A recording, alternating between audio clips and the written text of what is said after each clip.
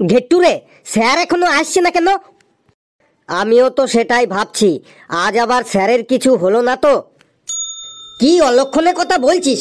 স্যারের আবার কি হবে? হতে পারে স্যার বাথরুমে স্নান করতে গিয়ে পা পিছলে পড়ে স্যারের কোমরে লেগে গেছে। ধুর, তুই যে কি অলক্ষণে কথা বলিস না। হয়তো সকালে ভাত খাবার সময় স্যারের গলায় মাছের কাঁটা আটকে গেছে। তোরা তখন থেকে স্যারকে নিয়ে এত অলক্ষণে কথা বলছিস কেন? তাহলে স্যারের এত দেরি হচ্ছে কেন? স্যার তো কোনোদিনও এত দেরি করে না। তাই বলে কি স্যার বাথরুমে পড়ে গেছে, স্যারের গলায় মাছের কাঁটা আটকে গেছে? তাহলে কালু, তুই আইডিয়া করে বল, স্যারের আসতে এত দেরি হচ্ছে কেন? স্কুলে আসার সময় সাইকেল নিয়ে রাস্তার ধারের ড্রেনেও তো পড়ে যেতে পারে। আমাদের আইডিয়া গুলো সব অলক্ষণে, আর তোর আইডিয়াটা লক্ষণে, তাই তো? এই, কার আইডিয়া অলক্ষণে আর কার আইডিয়া লক্ষণে সেটা পরে দেখবি। ওই দেখ, স্যারের পায়ের আওয়াজ পাওয়া যাচ্ছে। আমার মনে হয় স্যার চলে এসেছে। সত্যিই তো, আমারও মনে হয় স্যার চলে এসেছে। দাঁড়া সবাই। Good morning sir. আরে, এইটা তো লেবু। বসে পড় সবাই। কি রে লেবু, তুই আজ এত দেরি করলি যে? লেবু বড়, আজ এত দেরি হলো কেন তোর? সেটা পরে বলছি, আগে বল, স্যার তো এখনো আসেনি। না রে, স্যার আজকে এত দেরি করছে কেন কে জানে। তেদা কথা বলছিস না তো? সত্যি বলছিস তো? স্যার তো এখনো আসে নাই। সত্যি সত্যি সত্যি, তোর চুলের দিব্যি দিয়ে বলছি, এখনো স্যার আসেনি। তাইলে মনে হয় স্যার তো স্যারের শ্বশুর ঘর গেছে। যাক, আজ মারের হাত থেকে তো বেঁচে গেলাম। লেবু, তুই ঠিকই বলেছিস, কিন্তু আমাদের তো সময় কাটছে না। স্যার কখন আসবে কে জানে। স্যার যতক্ষণে না আসে আমরা কি বসে থাকবো চুপচাপ? স্যার যতক্ষণে না আসে আমরা কি বসে থাকবো চুপচাপ? আবারও বলছি, স্যার যতক্ষণে না আসে আমরা কি বসে থাকবো চুপচাপ? আগে আগে ততক্ষণে আমাদের সবার মধ্যে গানের লড়াইটা হয়ে যাক। বাহ লেবু বাহ, দারুণ শায়েরি বললি কিন্তু। সত্যি লেবু একটা একদম অরিজিনাল শিল্পী লোক। আমি তো লেবুকে যতই দেখি ততই অবাক হয়ে যাই। পেছি, তুই অবাক তো পরে হবি, আগে গানের লড়াইটা শুরু কর। তুমি আগে শুরু করো লেবু। না, আজ ফেলু শুরু করুক লড়াইটো, তারপরে ঘেটু, শেষে আমি গাইব। নে ফেলু, শুরু কর গানের লড়াই। বেশ, লেবু ভাই যখন বলছে তখন আমি শুরু করি গানের লড়াই। 1 2 3 4 5 6 7 8 9 10 11 12 13 14 15 14 15 16 17 18 19 20 21 22 23 24 25 26 27 28 29 30 31 32 33 34 35 36 37 38 39 40 41 42 42 43 44 45 46 47 48 49 50 51 52 53 54 55। নে এবার ঘেট্টু, তুই ন দিয়ে গান শুরু কর। বেশ, ন দিয়ে তো গাইছি। নান্টু ছেলে ফান্টু আমার মোবাইলটা কিনেছে, 500 টাকা দেওয়ার কথা ছিল, নান্টু 200 টাকা দিয়েছে। নান্টুর ছেলে ফান্টু আমার মোবাইলটা কিনেছে, 500 টাকা দেওয়ার কথা ছিল, ফান্টু 200 টাকা দিয়েছে। আমি যখন খেতে বসি ফান্টু বাজায় বাঁশি, হাত না ধুয়ে এটো হাতে কেমন করে আসি। আমি যখন খেতে বসি ফান্টু বাজায় বাঁশি, হাত না ধুয়ে এটো হাতে কেমন করে আসি। ফান্টু তুই 500 টাকা দিলে দিয়ে যা, না হলে তুই আমার মোবাইলটা ফেরত দিয়ে যা। নে লেবু, তুই আ দিয়ে গান শুরু কর। আ দিয়ে তো গাইছি। আমাকে চিল্ল না ছাগলে, ছাগল যে থাকে গরুর গোয়ালে। আমাকে চিনল না ছাগলে, ছাগল যে থাকে গরুর গোয়ালে। আমাকে চিনল না বড় ভাই, ছোট ভাইকে দেখলে আমার হাগা পায়।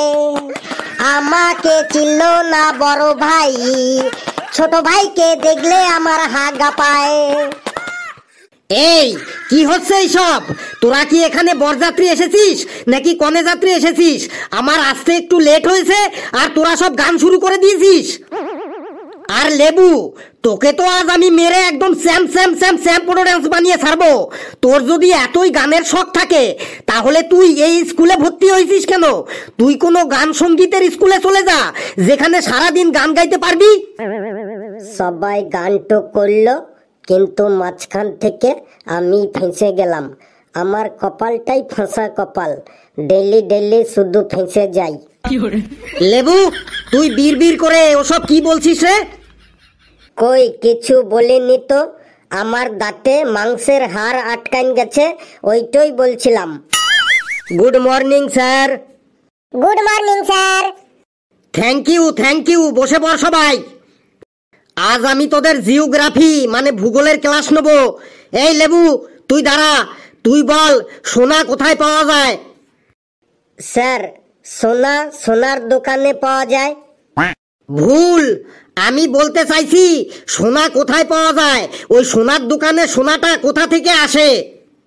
সোনার দোকানের সোনাটো সোনার ব্যবসায়ীদের কাছ থেকে আসে, মানে সোনার পাইকারদের কাছ থেকে আসে। আরে আমি বলতে চাইছি সোনা প্রথম কোথায় পাওয়া যায়? স্যার, আমি বলবো সোনা প্রথম কোথায় পাওয়া যায়। বল। স্যার, সেনকো গোল্ডে, পিসি চন্দ্র জুয়েলার্সে আর অঞ্জলি জুয়েলার্সে প্রথম সোনা পাওয়া যায়। এ তো দেখছি আরো বড় মাতুব্বর। স্যার, আমি বলছি সোনা সোনার খনিতে পাওয়া যায়। পৃথিবীর সব থেকে বড় সোনার খনির নাম উত্তর আমেরিকার নেভেদা। একদম ঠিক বলেছিস হাবলু, তুই বস। ঘেটু আর লেবু দাঁড়িয়ে থাক। স্যার, আমিও তো ঠিক বলেছি, সোনা সোনার দোকানেও তো পাওয়া যায় বটে। সোনা প্রথম সোনার দোকানে পাওয়া যায়, তাহলে এরপর আমি যদি বলি চা কোথায় পাওয়া যায়, তুই বলবি চায়ের দোকানে। যদি বলি ডিম কোথায় পাওয়া যায়, তুই বলবি ডিমের দোকানে। যদি বলি দুধ কোথায় পাওয়া যায়, তুই বলবি দুধের দোকানে। তোকে দাঁড়াতে বলেছি, দাঁড়িয়ে থাক, না হলে কিন্তু তোকে মুরগি বানিয়ে গোটা স্কুলটাতে পাই পাই করে ঘোরাবো। ওটাকে কালু নাকি? কালু, তুই দাঁড়া। দাঁড়িয়েছি স্যার। কালু, তুই বল, পৃথিবীটা পাই পাই করে ঘুরছে, কিন্তু তা সত্ত্বেও আমরা সবাই পৃথিবী থেকে ছিটকে পড়ছি না কেন? স্যার, আমাদের সবার পায়ের নিচে চুম্বক লাগানো আছে, তাই আমাদের পা গুলো সব পৃথিবীর সাথে একদম চিপকে আছে, তাই আমরা কেউ ছিটকে পড়ছি না। কোথায় আমাদের পায়ের নিচে চুম্বক লাগানো আছে তুই দেখা। স্যার, চুম্বকটা আমাদের পায়ের ভেতরে একদম চামড়ার নিচে সেট করা আছে, উপরওয়ালা একদম সেট করে দিয়েছে, আপনি দেখতে পাবেন না। একদম ভুল অ্যান্সার। পেশি, তুই বল, পৃথিবীটা পাই পাই করে ঘুরছে, কিন্তু তা সত্ত্বেও আমরা পৃথিবী থেকে ছিটকে পড়ে যাচ্ছি না কেন? স্যার, পৃথিবীটাও ঘুরছে, পৃথিবীর তালে তাল মিলিয়ে আমরাও ঘুরছি। খুব সুন্দর একটা ড্রাইভার পৃথিবীটাকে চালাচ্ছে, কখনো ব্রেক মারছে না, তাই আমরাও ছিটকে পড়ছি না। যদি ঘুরতে ঘুরতে পৃথিবীটার ড্রাইভার একবার ব্রেক মারে, তাহলেই আমরা ছিটকে মিটকে এপার ওপার হয়ে যাব। দেখেছো, আমি প্রশ্ন করেছি পৃথিবীটা পাই পাই করে ঘুরছে আর আমরা পৃথিবী থেকে ছিটকে পড়ছি না কেন, আর অ্যান্সারে কেউ বলছে পায়ের নিচে চুম্বক লাগানো, কেউ বলছে ড্রাইভার ব্রেক মারা। মানে তোদের মাথায় যা আসে তোরা তাই বলে দিচ্ছিস। মনে হয় কি তোদের পরমাণু বোমা একদম গুলিয়ে গুলিয়ে খাইয়ে দি। হাবলু, তুই বলতো অ্যান্সারটা। স্যার, পৃথিবীর মাধ্যাকর্ষণ শক্তির টানের জন্য আমরা পৃথিবী থেকে কেউ ছিটকে পড়ি না। বাহ হাবলু, ভেরি গুড। তুই একমাত্র এই ক্লাসটার মান সম্মানটাকে বাঁচিয়ে রেখেছিস। তুই বাড়ি যাবার সময় আমার কাছ থেকে একটা বাবুল কাম নিয়ে যাস। কিরে ফেলু, তুই চুপচাপ ঘাপটি মেরে বসে আছিস কেন? তুই দাঁড়া। বললুন স্যার, আপনার কি সেবা করতে পারি? আমার কোনো সেবা তোকে করতে হবে না, তোকে আমি ভূগোল থেকে একটা 10 নম্বরের কোশ্চেন ধরি। কোশ্চেনটা খুবই ইম্পর্ট্যান্ট, 1956 সাল থেকে পরীক্ষায় লাগাতার চলে আসছে। এত ইম্পর্ট্যান্ট কোশ্চেন স্যার, দেরি না করে তাড়াতাড়ি ধরুন স্যার।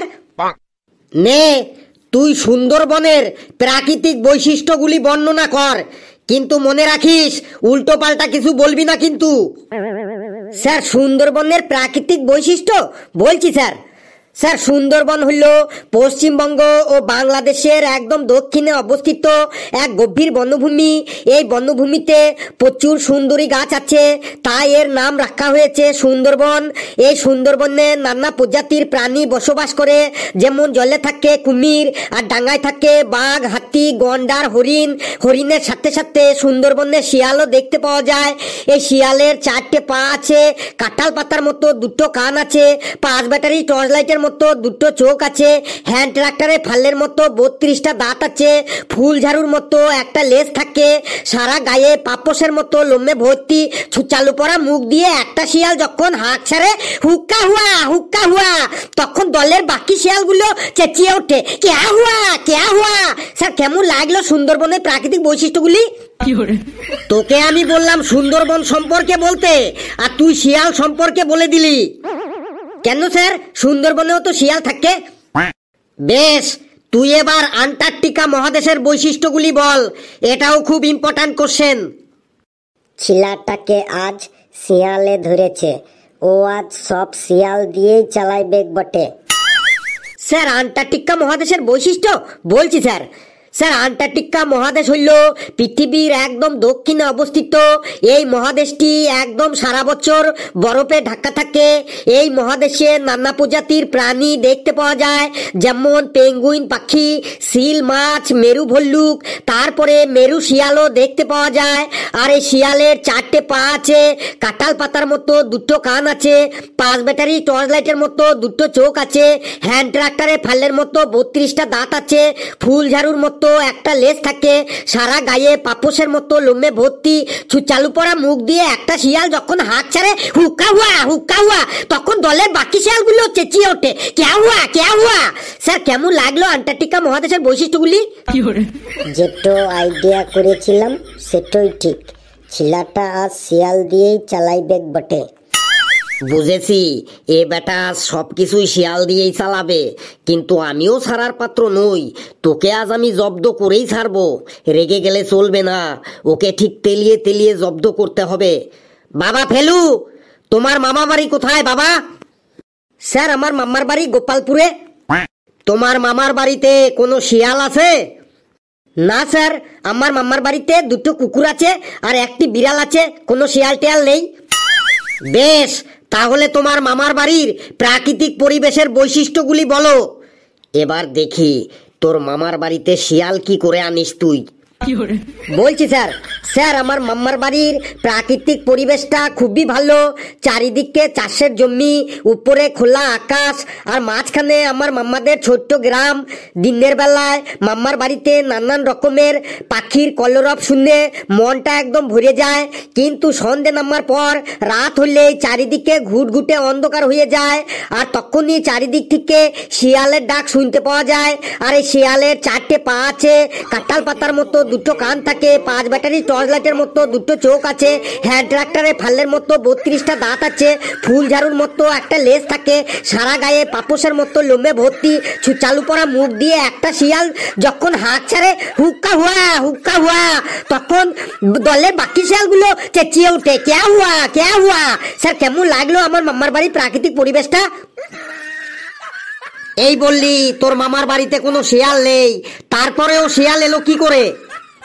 স্যার মামার বাড়িতে শিয়াল নেই, কিন্তু আশেপাশে তো আছে। নে ফেলু, তুই এক কাজ কর, তুই এবার আমার সম্পর্কে মানে আমার বৈশিষ্ট্যগুলি বলতো, মানে তুই আমার সম্পর্কে কিছু বলতো দেখি এবার তুই আমার মধ্যে শিয়াল আনিস কি করে। ছিলাটা মনে হয় এবার ফেসে গেল, সেক্টর মধ্যে ও শিয়াল কি করে আনে দেখি। স্যার আপনার সম্পর্কে বলবো? এত সহজ কোশ্চেন ধরলেন? কথা না বাড়িয়ে তুই বলা শুরু কর। স্যার আপনার নাম ভান্ডু কুমার দান্ডেকর, আপনি হলেন আমাদের সব থেকে প্রিয় স্যার। আপনি খুবই উচ্চশিক্ষিত, বাংলা, ইংলিশ, ইতিহাস, ভূগোল, অঙ্ক সব সাবজেক্টেই আপনার এত গভীর জ্ঞান, মানে এত গভীর জ্ঞান, তাই আপনি হলেন একজন মহান পণ্ডিত মানুষ। মানুষের মধ্যে যার জ্ঞান বেশি থাকে তাকে বলে পণ্ডিত, আর পশুদের মধ্যে শিয়াল চালাক বলে শিয়ালকেও বলে শিয়াল পণ্ডিত। আরে শিয়ালের 4টে পা আছে, কাঁঠাল পাতার মতো 2টো কান আছে, 5 ব্যাটারি টর্চ লাইটের মতো 2টো চোখ আছে, হ্যান্ড ট্রাক্টরে ফালের মতো 32টা দাঁত আছে, ফুল ঝাড়ুর মতো একটা লেজ আছে, সারা গায়ে পাপোশের মতো লোমে ভর্তি, চালু পড়া মুখ দিয়ে একটা শিয়াল যখন হাত ছাড়ে হুক্কা হুয়া, তখন দলের বাকি শিয়ালগুলো চেঁচিয়ে ওঠে কেয়া হুয়া। স্যার কেমন লাগলো স্যার আপনার সম্পর্কে? এই তুই থাম, আর নিতে পারছি না আমি, তোকে আর শিয়ালে ধরেছে, শিওর তোকে আর শিয়ালে ধরেছে। এই তোরা বস, আমি যাই, খুব জল তেষ্টা পেয়েছে আমার। কি সাংঘাতিক রে। বন্ধুরা ভিডিওটি কেমন লাগলো আপনারা কমেন্টসে জানাবেন, আর ভিডিওটি লাইক করবেন, যত পারেন শেয়ার করবেন, আর চ্যানেলটিকে সাবস্ক্রাইব করিয়ে আমাদের সাথেই থাকবেন।